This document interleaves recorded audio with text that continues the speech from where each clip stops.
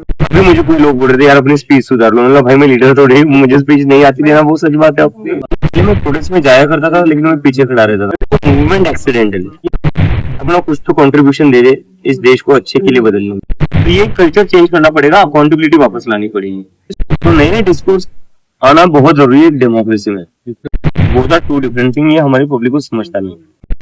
And that was the only reason कि मैं USA चला गया था। कोई मूवमेंट होती है उसको बदनाम किया जाता है। अन्ना आंदोलन के पीछे कहते हैं आरएसएस थी, ये थी। आज की बीजेपी की सरकार से हम कंपेयर करेंगे कांग्रेस को, तो that will be an unfair comparison. Anna ji का भी समहाउ इंक्लाइनेशन था बीजेपी की तरफ।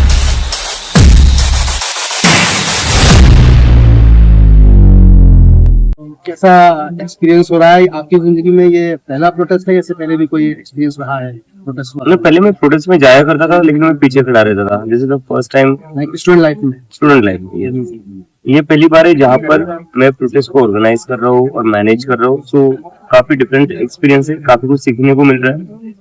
तो from foot soldier to leadership, जो सफर रहा कैसा रहा? बहुत चैलेंजिंग। अभी मुझे कोई लोग बोल रहे थे यार अपनी स्पीच सुधार लो, मतलब भाई मैं लीडर थोड़ी हूँ, मुझे स्पीच नहीं आती देना, वो सच बात है अपनी। मुझे बस क्या है, जो चीज अपॉर्चुनिटी मिली है, जो रिस्पॉन्सिबिलिटी मिली है, अब इन लोगों की होप जुड़ी है, तो मैं बस कोशिश कर रहा हूँ वो होप जिंदा रहे बस किसी तरह। तो जैसे एक टाइम पर हम देखते थे क्रिटिक किया जाता था मनमोहन सिंह जी को एक्सीडेंटल प्राइम मिनिस्टर के, जो उसकी पूरी एक फिल्म भी बनी।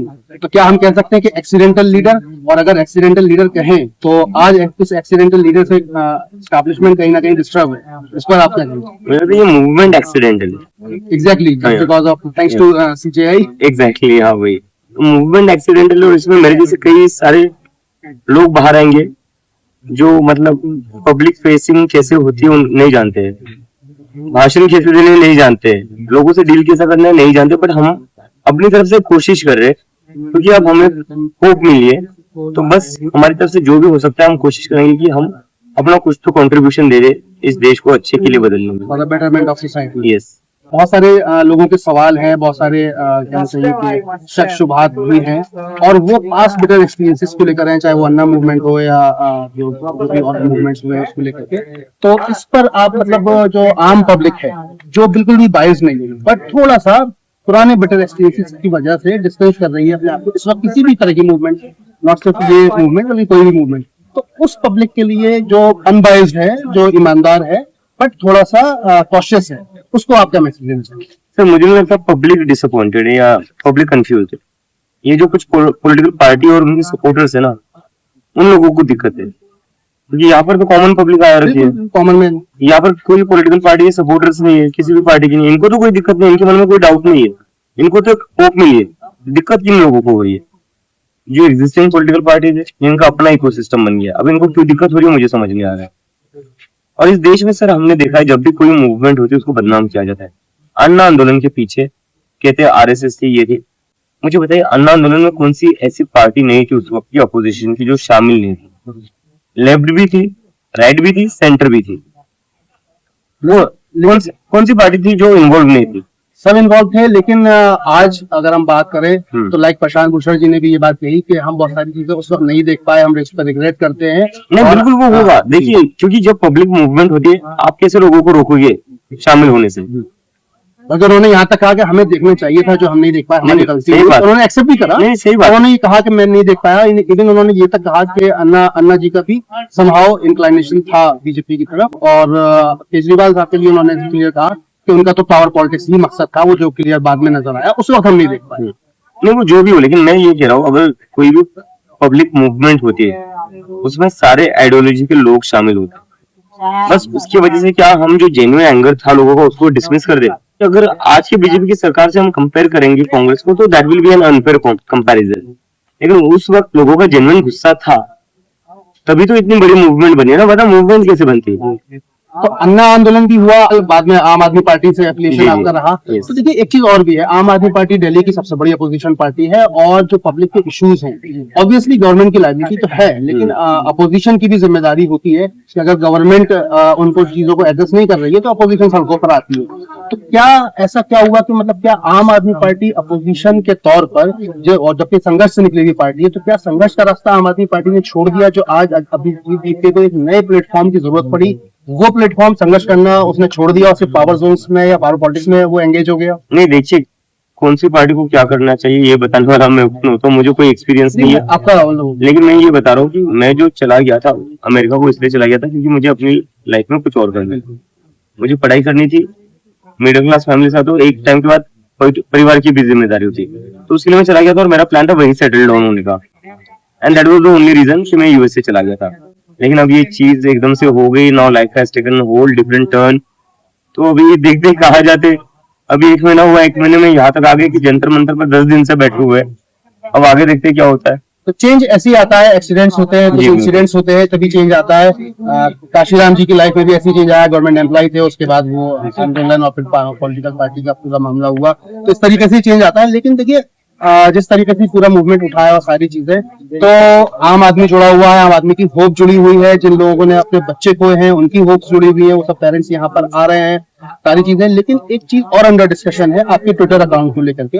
आपका जो ट्विटर अकाउंट है, जनवरी 2014 का आई थिंक वो बना हुआ है, Yes. बट उसपे लास्ट ट्वीट जब हमने देखा तो उसमें 11 मार्च 2026 का ट्वीट है। तो पुराने ट्वीट मतलब ऐसा क्या हुआ कि Last ट्वीट tweet मतलब जो अभी अपियर हो रहे हैं उसमें लास्ट ट्वीट जो है वो 11 मार्च 2026 का अपियर हो रहे हैं? पॉसिबल ही नहीं है सर। अच्छा, पॉसिबल ही नहीं है। तो उस पुराने ट्वीट से हाँ हाँ हाँ, बिल्कुल है।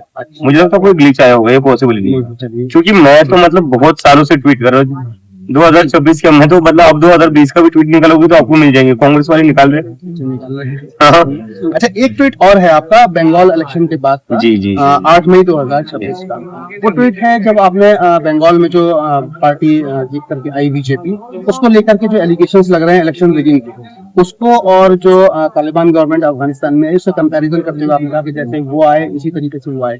तो जब हम देखते हैं कि अफगानिस्तान में जो गवर्नमेंट आई वो एक ग्रुप हो, तालिबान उसका नाम हो या XYZ कुछ भी नाम हो, द थिंग इज कि वो अफगान नेशनल्स हैं और उन्होंने 20 साल फॉरेन इन्वेजन से लड़ करके और आजादी कहा जाएगा उसको, आजादी हासिल करी है। तो वो और बंगाल में इलेक्शन रिगिंग के लगने वाले जो एलिगेशन है, उन दोनों में क्या सिमिलरिटी ऐसी दिखी जो आपने अभी थोड़ी देर पहले क्या कहा, वो लोगों ने ऐसे ये किया जैसे उन्होंने फॉरेन इन्वेजर से अपनी जमीन हासिल की। ये लोग वैसे ही सेलिब्रेट नहीं कर रहे थे कि जैसे पता नहीं किसी फॉरेन इन्वेडर से इन्होंने बंगाल वापस हासिल कर लिया। इलेक्टेड गवर्नमेंट थी ना, वो भी हरा दिया अपने इलेक्शन में। बहुत बढ़िया, बहुत अच्छी बात है। लेकिन जो आपका सेलिब्रेशन है उसके बाद जो इन्होंने बुलडोजर चलाना शुरू कर दिया, बुलडोजर पर लोग चढ़कर रास्ते पर निकल रहे, वो कहीं ना कहीं ऐसे ही दिखाता है कि ये इलेक्शन विक्ट्री नहीं थी, एक इन्वेजन था। तो लेकिन उसका मैसेज ये गया कि ऐसा लगा जैसे वहां भी कोई इलेक्शन रिगिंग होकर के आया। तो आपका मकसद मेन यही था, मेरा मकसद ये ये लोग था, इन्वेजन के तौर पर इस इलेक्शन को ले रहे थे। मेरा मकसद ये था कि इलेक्टोरल विक्ट्री को इलेक्टोरल विक्ट्री की तरह सेलिब्रेट कर जाए, उसको जंग का मैदान नहीं बनाना चाहिए। रिजल्ट आ गया, आप जीत गए, बहुत बधाई है आपको। लेकिन आप ऐसे जंग थोड़ी ना छेड़ दोगे कि हम दुकानें तोड़ना शुरू कर देंगे, ऑफिसेस जलाना शुरू कर दिया इन लोगों ने टीएमसी का। तो ये क्या बात हुई? इन्वेजन, सॉर्ट ऑफ इन्वेजन हो गया। Exactly, how is that different than what happened there? सत्ता परिवर्तन और व्यवस्था परिवर्तन, ये दो चीजें हैं, दो टर्म्स हैं। तो आप किसमें बिलीव करते हैं, सत्ता परिवर्तन या व्यवस्था परिवर्तन? दोनों। मतलब दोनों एक साथ या अलग अलग? नहीं, दोनों एक साथ। देखो, सत्ता परिवर्तन नहीं होगा तो व्यवस्था परिवर्तन नहीं होगा, तो व्यवस्था परिवर्तन नहीं होगा तो सत्ता परिवर्तन भी नहीं होगा। लेकिन सत्ता परिवर्तन तो देश में बार बार होता रहा है। लाइक पहले भी लोग करप्शन और इन सब चीजों से परेशान थे, उसके बाद ही सत्ता परिवर्तन किया, और आज सत्ता और व्यवस्था दोनों से परेशान। इसमें तो मैं कह रहा हूँ दोनों होना जरूरी है।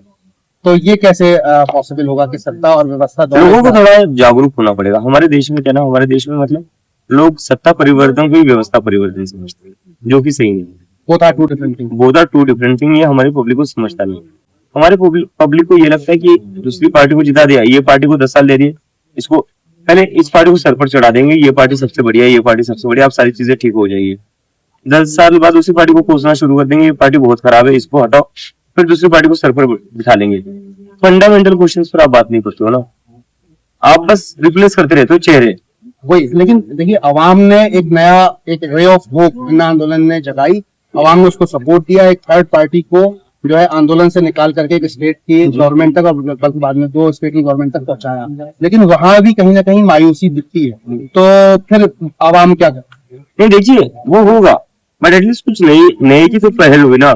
बिहार में प्रशांत किशोर आए, चुनाव के नतीजे जो भी हो, बट एक नई तरीके की राजनीति तो शुरू हुई ना, नया डिस्कोर्स आया है। नया डिस्कोर्स, तो नए डिस्कोर्स आना बहुत जरूरी है डेमोक्रेसी में। That makes the democracy stronger. और मैं तो मानता हूँ जितनी ज्यादा पॉलिटिकल पार्टी रहेगा उतना बेटर रहेगा for a country that is as diverse as India. अगर बाई चांस ये गवर्नमेंट नहीं मानती है और रेजोल्यूशन नहीं होता है तो व्हाट नेक्स्ट? क्या हम एक और नए कहना चाहिए डिस्कोर्स, पॉलिटिकल डिस्कोर्स की तरफ बढ़ रहे हैं? क्या आप आने वाले इलेक्शंस में एंटी कैंपेन करेंगे? पहले देखते कल परसों में क्या होता है। अभी खबरें आ रही है रिशफल की, जी देखते उसमें क्या होता है। लेकिन इलेक्शन और वोट्स की बातों का समय नहीं है, जी क्योंकि उसका कोई पॉइंट ही नहीं है। जब इलेक्शन के पहले ही इलेक्शन का रिजल्ट फिक्स हो जाता है तो क्या ही बोले उस पर।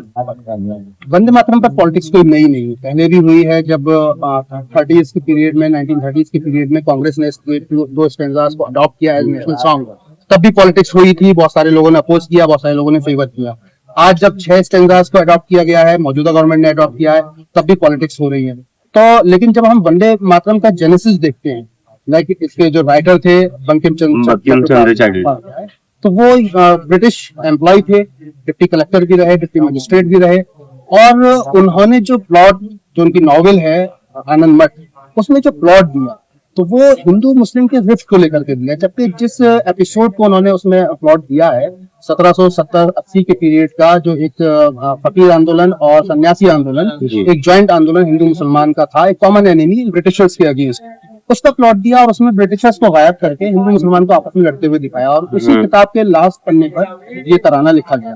तो क्या इस तरीके से, और हमने ये बचपन से सुना है कि अंग्रेजों की जो पॉलिसी थी वो डिवाइड एंड रूल की थी, तो नेचुरली सवाल ये पैदा होता है कि डिवाइड एंड रूल की पॉलिसी को धरातल पर इम्प्लीमेंट करने के लिए ऑब्वियसली सबसे पहले वही लोग यूज होंगे जो उनके एम्प्लॉय हैं, और बंकिम उनके एम्प्लॉय थे और उन्होंने इस तरह का प्लॉट दिया जो कि झूठ पर बेस्ड था। हालांकि वो नॉवेल है, बट हिस्टोरिकल नॉवेल है, तो फैक्ट तो उसमें होना ही चाहिए। तो इसको लेकर आप क्या कहते हैं, वंदे मातरम को लेकर के? मतलब ये जो चीजें हुई, एक ऐसा इंसान जो अंग्रेजों की पॉलिसी को इम्प्लीमेंट करता हुआ दिख रहा है, उसका लिखा हुआ तराना अगर एक नेशनल सॉन्ग की तरह अडॉप्ट किया गया, कांग्रेस ने जब किया, आज बीजेपी ने किया, इसको लेकर आप क्या कहना चाहिए? व्यवस्था परिवर्तन के सिनेरियो को बीपी मेनन किसके लिए काम करते थे? करते थे पटेल को। उसके पहले किसके लिए काम करते? उससे पहले वो वायसराय को असिस्ट करते थे। तो तब का सिस्टम था, लेकिन उन्होंने अपने तरीके से बाद में देश की सेवा भी की। पुराने मुद्दों में क्यों जा रहे हैं? हाँ, पूरी दुनिया कहाँ जा रही है सर? पुराने मुद्दे नहीं, क्योंकि देखिए मैंने बात करी व्यवस्था परिवर्तन की, और आज भी जो पॉलिटिक्स हो रही है उन्हीं चीजों को हो रही है, तो चीजें पुरानी नहीं है। मैं वही कह रहा हूँ कि क्यों हो रही है, क्यों हो रही है? वंदे मातरम है हमारा गाना, हर कोई गर्व से गाता है, क्या दिक्कत होनी चाहिए उससे? और उस पर इतना डिस्कशन क्यों होना चाहिए? सारे लोग गर्व से गाते हैं। मैं वही कह रहा हूँ, एक तराना एक ऐसे इंसान ने लिखा जो हिंदू मुस्लिम रिफ्ट को अपनी नॉवेल में प्रोजेक्ट कर रहा है, तो उस तराने को लेकर आपके व्यूज? सर मैंने इतना उनके बारे में हिस्ट्री में पढ़ा है, would like to read about it, उसके बाद मैं आपको बेटर तरीके से बता सकता हूँ। लेकिन मुझे यही लगता है ना कि हम हिस्ट्री में हमेशा बहुत पीछे जाते हैं, इसलिए पूरी पॉलिटिक्स हिस्ट्री पर हो रही है, पूरी पॉलिटिक्स हिस्ट्री पर हो रही है, थोड़ी फ्यूचर पर भी हो जाए, प्रेजेंट पर भी हो जाए। लेकिन कहने वाले जो फिलोसफर्स हैं वो यही कहते हैं कि फ्यूचर जो है वो पास्ट और प्रेजेंट के कंपैरिजन में। बिल्कुल, history can be your reference, history can not be your focus. एक लास्ट सवाल, क्या एक मिनिस्टर के रेजिग्नेशन ये सिस्टम फिर भी व्यवस्था अंडर डिस्कशन आ जाती है, क्या ये व्यवस्था बदल पाएगी? क्या लगता है सर? अगर रेजिग्नेशन नहीं होता तो सिस्टम ठीक होगा, इसकी उम्मीद कैसे करें? एक रे ऑफ होप बन सकता है। रे ऑफ होप की बात नहीं, एक मैसेज है, एक मैसेज चला जाएगा। अगर कोई भी मिनिस्टर गलती करता है तो उसकी नौकरी चली जाएगी। आज ये जो 12-12 साल से मिनिस्टर बने हुए ना, इनमें वो डर नहीं। 2014 से वो मैसेज जाना बंद हो गया। हाँ, क्योंकि सरकार में इस्तीफे नहीं होते, ये लाइन जो है सरकार में इस्तीफे नहीं होते, तो ये कल्चर चेंज करना पड़ेगा, अकाउंटेबिलिटी वापस लानी पड़ेगी। कल्चर चेंज होने का एक कहना चाहिए स्टार्टिंग पॉइंट ये प्रोटेस्ट हो चुका है, ये प्रोटेस्ट हम ऐसी उम्मीद करते हैं। शुक्रिया बहुत बहुत।